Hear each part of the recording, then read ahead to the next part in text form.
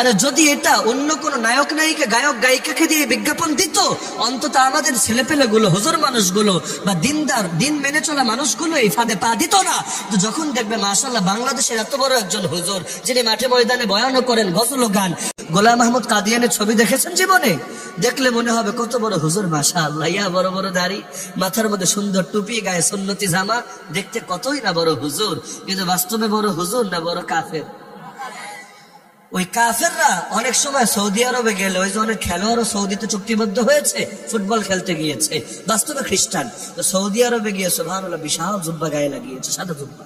আমার জুব্বার চাইতো লম্বা জুব্বা, যেটা দিয়ে ঝাড়ু দেওয়া লাগে না, অটো হাঁটলে ওই জুব্বা দিয়ে ঝাড়ু হয়ে যায়। মাথার উপরে আবার লাল হাজি রুমাল, এর উপরে আবার ওই কালা কুসকুসা কি একটা থাকে না, রুমালটা যাতে না পড়ে, কোমরের মধ্যে আবার তরবারি, মুখে খালি দাড়িটা নাই, থাকলে মনে হতো রে এ তো মনে হয় বানিয়াসঙ্গের সবচাইতে বড় মাদ্রাসার মুহাদ্দিস সাহেব। কিন্তু বাস্তবে কি মুহাদ্দিস সাহেব না বাস্তবে কাফের সাহেব? তো শুধু ওই বাহ্যিক রূপ দেখে আজকাল মানুষ চেনা যায় না। বৃক্ষ তোমার নাম কি, ফলে পরিচয়। আরবীয় সংস্কৃতি ওই পোশাক, এখন ওই পোশাক পরে অনেকে ডান্স করে, অনেকে মদ খায়, অনেকে নারী নিয়ে ফুর্তি করে, কিন্তু উপর দিয়ে দেখলে মনে সুবহানাল্লাহ কত বড় হুজুর জানি, আসলে হুজুর না, দেশীয় পোশাকে এইটা। তো দেশীয় পোশাক হিসাবে পড়েছে, ইসলামের মহব্বতে পড়ে নাই। সুতরাং বর্তমান প্রেক্ষাপটে ফিতনা থেকে বাঁচতে হবে নাকি হবে না? কোন ফিতনা থেকে? যেটা ফিতনার রূপে ফিতনা খালি ওইটা থেকে, নাকি যেটা নেক্সট সূরাতে ফিতনা ওইটা থেকেও? ছেলে পেলে এখন এমন এমন ফাঁদে পা দেয়, হুজুর আমি এমনি একটু মেয়ের সাথে রিলেশন করি আর কি, এমনি মনের মধ্যে খারাপ কিছু নাই, কখনো জিনা টিনা নাউজুবিল্লাহ এগুলো তো কল্পনা আসে না, এমনি ভবিষ্যতে নিয়ত আছে বিয়ে শাদী করে ফেলবো, এখন একজন আরেকজনকে দিনের লাইনে সহযোগিতা করুন। আরে দিনের লাইনে সহযোগিতা মানে কি? না হুজুর ফজরের সময় একজন আরেকজনকে ডেকে দেই, বাবু ঘুম থেকে উঠেছে তো, নামাজের জন্য প্রস্তুত তো?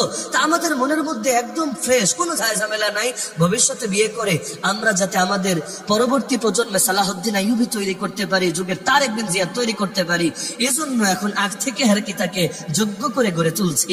নাউজুবিল্লাহি মিন যালিক। এটা কি ফিতনা না? আরে ফিতনা না?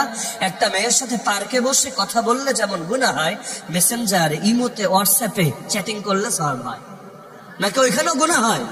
কারণ নবী জানিয়েছেন এক ছেলে আর এক মেয়ে যদি এক জায়গায় একান্ত হয়, সেটা অনলাইনেই হোক অফলাইনেই হোক, যদি একটা ছেলে আর একটা মেয়ে, 3 নম্বর কেউ নাই, তাহলে আরেকজন মেহমান অটোমেটিক এসে হাজির হয়। দাওয়াত লাগে না, হাদিয়াও দেওয়া লাগে না, বান্ডিলও লাগে না, খাওয়ানো লাগে না। মেহমানটার নাম কি? মাননীয় শয়তান মহোদয়। তো শয়তান বেচারা এসে হাজির হয়, আর শয়তান এসে তো খুব ভালো উপকার করে দিয়ে যাবে নাকি? নাকি ভেতরে শয়তানই ঢোকাবে? কত মানুষ এমন শুরু করেছিল ভালো নিয়ত দিয়ে, শেষ করেছে হারাম আর কবিরা গুনাহ দিয়ে। সুতরাং আল্লাহর ওয়াস্তে যদি ঈমান নিয়ে মরতে চান, ইচ্ছা আছে তো ঈমান নিয়ে মরার, সর্বরকম ফিতনা থেকে বাঁচতে হবে। সেই ফিতনা প্রকাশ্য হোক, গোপন হোক, ছোট হোক, বড় হোক। মানুষ বড় পাথরে আছাড় কমই খায়, কারণ বড় পাথর দেখলে দূর থেকেই নজরে পড়ে। তো ছোট ছোট পাথরগুলোতে আছাড় বেশি খায়। তো ছোট ছোট গুনাহ অনেক সময় লোকের আখিরাত বরবাদ হওয়ার কারণ হয়ে যায়। আরে কত মানুষ এমন গোপন গুনাহ করতে করতে অন্তরটাকে মেরে ফেলে, তখন এরা ইবাদতেও মজা পায় না, হুজুরদের কথাও ভালো লাগে না, দিনের পথে চলার কোনো শক্তি অনুভব করে না। সুতরাং সর্বপ্রকার ফিতনা থেকে বাঁচতে হবে। মানুষের চোখের সামনেও গুনাহ না, আবার দরজা জানালা লাগিয়ে সেখানেও গুনাহ না। কারণ আপনি তো ওয়েবসাইট থেকে হিস্ট্রি ডিলিট করতে পারবেন, কিরামান কাতিবিনের তালিকা থেকে কিভাবে মুছে দেবেন? তো সব ফিতনা থেকে বাঁচবেন তো ইনশাআল্লাহ। তো বর্তমান প্রেক্ষাপটে এটাই আমাদের জন্য সবচেয়ে জরুরি, ব্যক্তিগত ভাবেও জাতীয় ভাবেও। আখেরি কথা, ব্যক্তিগত পাপের কারণে ব্যক্তিগত আযাব আসবে, জাতীয় পাপের কারণে জাতীয় আযাব আসবে।